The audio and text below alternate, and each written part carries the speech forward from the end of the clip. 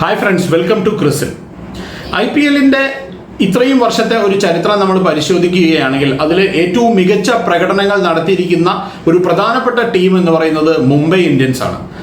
IPL-ലെ ഇത്രയും വർഷത്തിനിടയിൽ 5 പ്രാവശ്യമാണ് മുംബൈ ഇന്ത്യൻസ് IPL-ൽ കിരീടം ചൂടിയിരിക്കുന്നത്. 2013, 2015, 17, 19, 20 ഇത്രയും വർഷങ്ങളിലാണ് IPL-ൽ കിരീടം ചൂടാനായിട്ട് മുംബൈ ഇന്ത്യൻസിന് സാധിച്ചിരിക്കുന്നത്.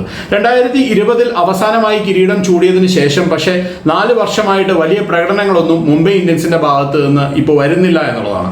അതിന് പ്രധാനമായിട്ടുള്ള ഒരു പ്രശ്നമായിട്ട് വിദഗ്ധർ ചൂണ്ടിക്കാണിക്കുന്നത് ഒരു നല്ല ബൗളിംഗ് അറ്റാക്ക് മുംബൈക്ക് ഇല്ല എന്നുള്ളതാണ്. കാരണം അവർ കളിക്കുന്ന വാങ്കഡേ സ്റ്റേഡിയം എന്ന് പറയുന്നത് ഒരു ബാറ്റർമാരുടെ ഒരു പറുദീസയാണ്. അതുകൊണ്ട് തന്നെ എതിർ ടീമിലെ ബാറ്റർമാരെ പിടിച്ചു നിർത്താൻ കഴിയുന്ന വിധത്തിലുള്ള നല്ല ഫാസ്റ്റ് ബോളർമാരും നല്ല സ്പിന്നർമാരും ഉണ്ടെങ്കിൽ മാത്രമേ മുംബൈക്ക് അവിടെ നടക്കുന്ന അറ്റ്ലീസ്റ്റ് 7 മത്സരങ്ങളിലെങ്കിലും നല്ല പ്രകടനങ്ങൾ കാഴ്ചവെക്കാനായിട്ട് സാധിക്കുകയുള്ളൂ. ജസ്പ്രീത് ബുംറയ്ക്ക് കൂട്ടായിട്ട് ഒരു മികച്ച ഫാസ്റ്റ് ബോളിംഗ് യൂണിറ്റ് ഇല്ല എന്നുള്ളതാണ് കഴിഞ്ഞ ഒരു 3-4 വർഷമായിട്ട് മുംബൈയെ കുഴയ്ക്കുന്ന ഏറ്റവും വലിയ പ്രശ്നം എന്ന് പറയുന്നത്.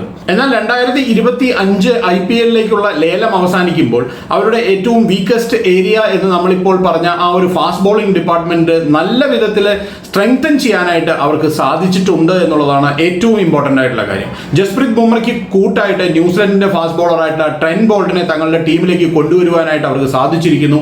ഒപ്പം തന്നെ ചെന്നൈയിൽ നിന്ന് അവര് തങ്ങളുടെ കൂടാരത്തിൽ എത്തിച്ച ദീപക് ചഹർ, ഇവർ 3 പേരും ചേരുമ്പോൾ ഈ IPL-ലെ തന്നെ ഏറ്റവും മികച്ച ഒരു ഫാസ്റ്റ് ബോളിംഗ് ഡിപ്പാർട്ട്മെന്റ് ആയിട്ട് മുംബൈ മാറും എന്നുള്ളതാണ്.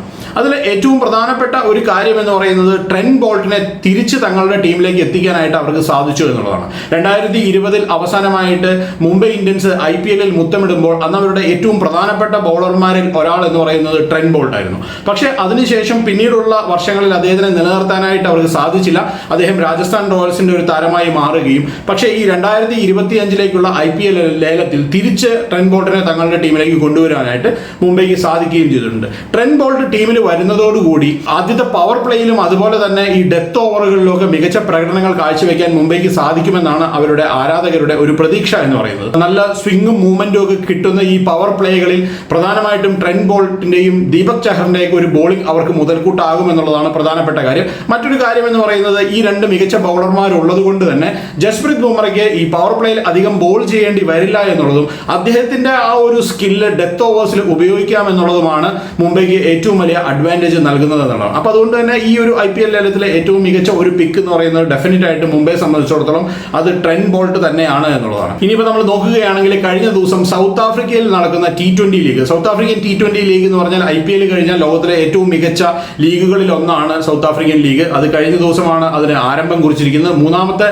സീസണാണ് ആരംഭിച്ചിരിക്കുന്നത്. അവിടെ മുംബൈ ഇന്ത്യൻസിന് ഒരു ഫ്രാഞ്ചൈസി ഉണ്ട്. ആ ഫ്രാഞ്ചൈസിയുടെ പേര് എന്ന് പറയുന്നത് MI കേപ്പ് ടൗൺ എന്ന് പറയുന്ന ഒരു ഫ്രാഞ്ചൈസിയാണ്.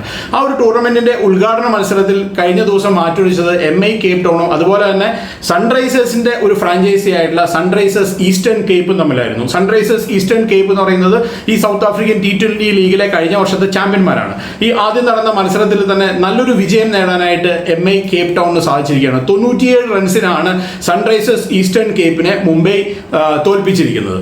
ആ ഒരു മത്സരത്തിൽ ആദ്യം ബാറ്റ് ചെയ്ത MI കേപ്പ് ടൗൺ 174 റൺസ് നേടുകയും മറുപടി ബാറ്റിംഗിന് ഇറങ്ങിയ സൺറൈസേഴ്സ് ഈസ്റ്റേൺ കേപ്പ് വെറും 77 റൺസിന് ഓൾ ഔട്ട് ആവുകയുമായിരുന്നു. അങ്ങനെയാണ് 97 റൺസിന്റെ ഒരു നല്ല വിജയലക്ഷ്യം നേടാനായിട്ട് മുംബൈക്ക് സാധിച്ചിട്ടുള്ളത് എന്നുള്ളതാണ്. ഈ മത്സരത്തിലെ ഏറ്റവും പ്രധാനപ്പെട്ട ഒരു ബൗളിംഗ് പ്രകടനം കാഴ്ചവെച്ച ഒരാൾ എന്ന് പറയുന്നത് ട്രെന്റ് ബോൾട്ട് ആയിരുന്നു. ട്രെന്റ് ബോൾട്ടിന്റെ ഒരു എക്സലന്റ് ആയിട്ടുള്ള സ്പെല്ല് അദ്ദേഹത്തിന്റെ 2ാമത്തെ ഓവറിൽ, അതായത് മത്സരത്തിന്റെ 3ാമത്തെ ഓവറാണിത്. ആ ഓവറിലെ അവസാന 2 പന്തുകളിൽ ഇംഗ്ലീഷ് ബാറ്റർമാരായിട്ടുള്ള സാക് ക്രൗളിയെയും ടോം ആബലിനെയും അടുത്തടുത്ത പന്തുകളിൽ പുറത്താക്കാനായിട്ട് ട്രെന്റ് ബോൾട്ടിന് സാധിച്ചിരുന്നു. ആ ഓവർ എന്ന് പറയുന്നത് ഒരു വിക്കറ്റ് മെയ്ഡിനായി മാറുകയായിരുന്നു. ഈ വരുന്ന 2 മാസം കഴിഞ്ഞ് IPL ആരംഭിക്കാൻ പോവുകയാണ്.